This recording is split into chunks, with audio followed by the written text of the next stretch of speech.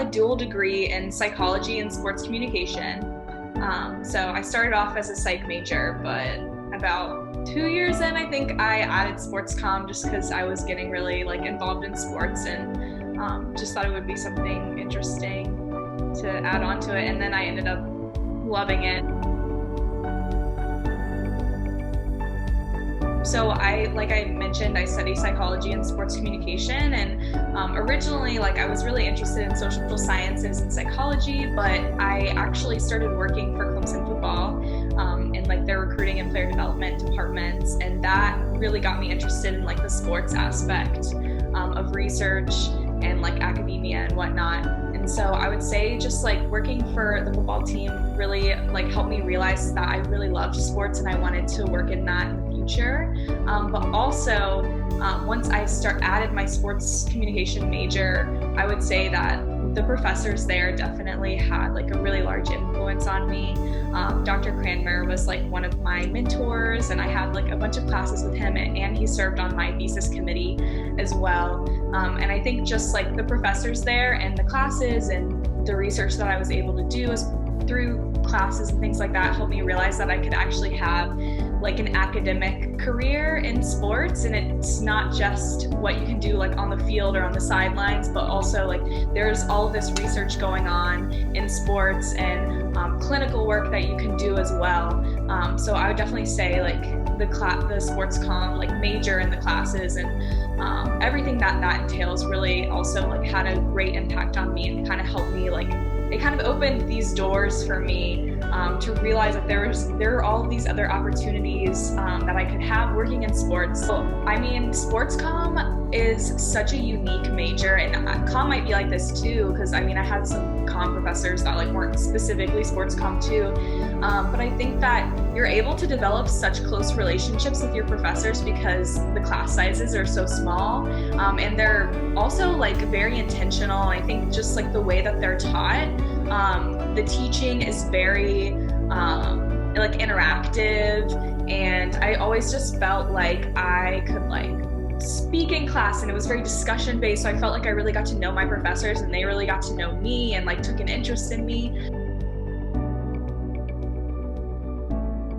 Like I said, I worked with Dr. Robin Kowalski, who was in the psychology department, but Dr. Cranmer and another professor from the psychology department, Dr. Tyrell, both served on my thesis committee as well. So I kind of had an interdisciplinary committee of psychology and sports comm professors. But my thesis focused on mental health in student athletes who had recovered from concussion. So they were post-recovery.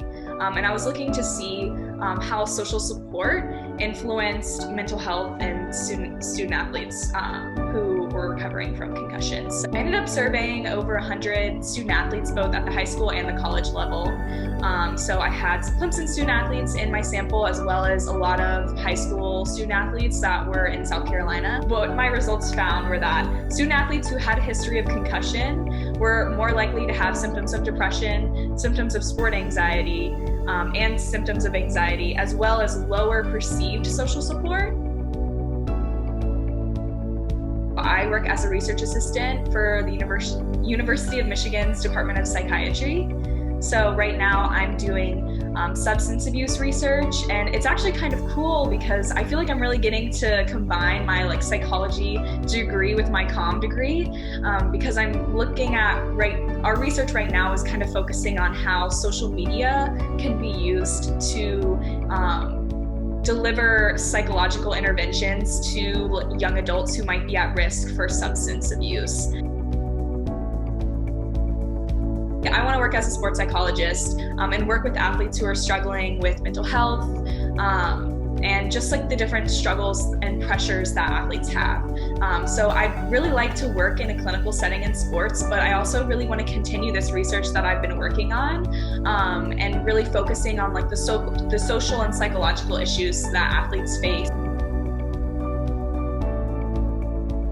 I went to an intra session when I was at the end of my junior year at the Office of Major Fellowships, which is in the Honor Center, and that office is amazing. They are literally the reason that I found out about the Fulbright program and ended up applying, and have helped me so much throughout the way. But yeah, so I went to an interest session there, and it was just a general interest session for all of the different fellowships that are out there.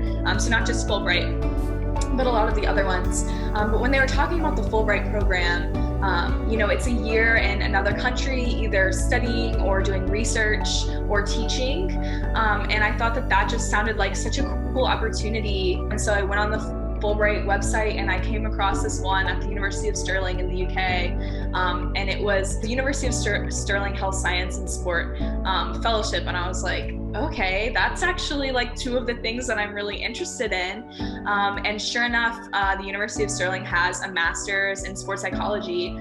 So that's what I ended up proposing to Fulbright.